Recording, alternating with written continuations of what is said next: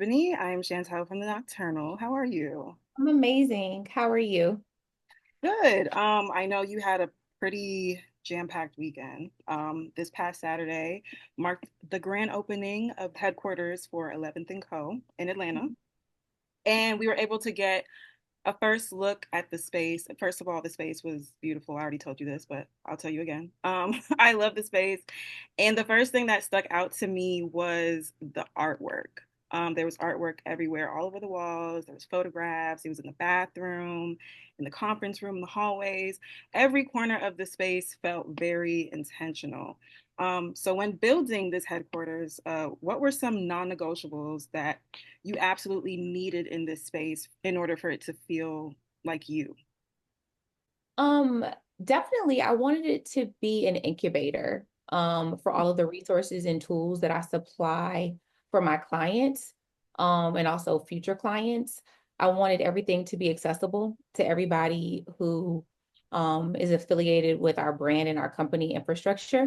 So Mhm. that's why we have the recording studio, the editing suite, the production studio, the editing bay, along with the playfulness of the lounge, and also like the seriousness of the cubicles, because everybody was like, why did you keep the cubicles? I think Mhm. that sometimes people lose sight of like having a place to work that can kind of be your own office, where Mhm. you can really like have a sense of privacy and you can kind of dress it and make it your own. So that's really why I kept the cubicles, but we still have like the back lounge to where if teams want to kind of congregate, they can do so. Mhm. And we also have like a creative conference room, which really probably is one of my favorite places in the whole building. Just for us to be able to like write on the walls if we want to and watch other content that inspires us. We have the screening room, we have the projector. So like everything is there. You've achieved so much on your own terms to get where you are now, and I'm sure it obviously took a lot of internal growth.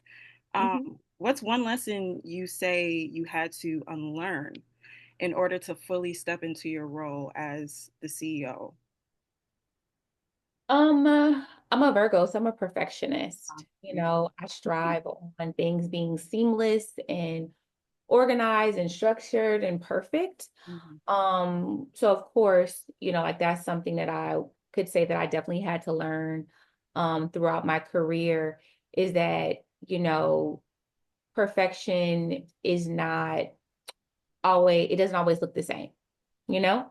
And the joy is not always in the outcome, but the joy is really in the journey, because that's really where the fun happens. That's where the magic happens. That's where the highs and the lows happen. And I think that sometimes people are always looking toward the outcome, or, we're seeking for this validation or this like this blue ribbon, right?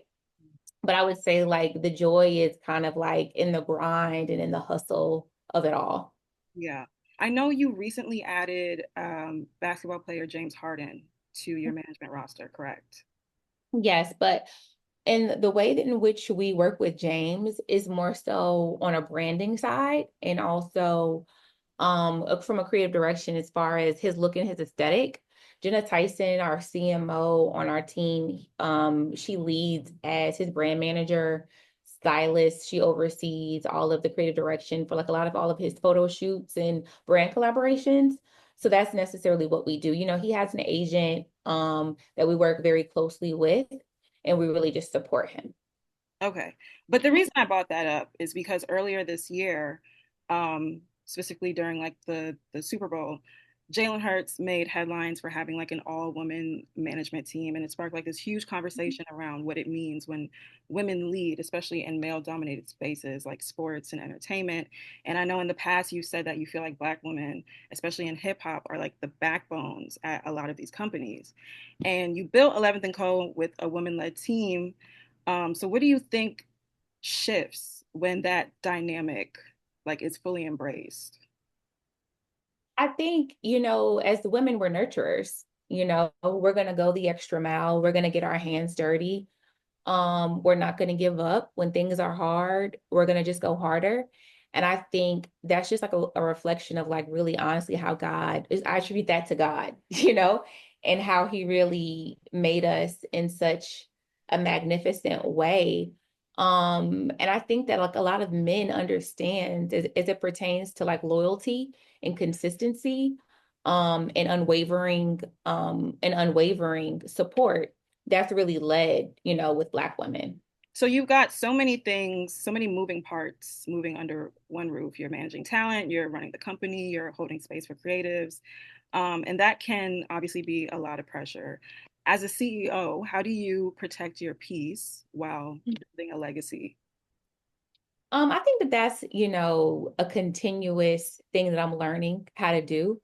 I definitely do my best to, you know, do all the things, including working out, meditation, therapy, church, and just more importantly, also just stay rooted and grounded in who I am, Yeah. and not get caught up into what like how other people think I should be or their expectations of me, but Mm. more so just stay rooted in like my purpose.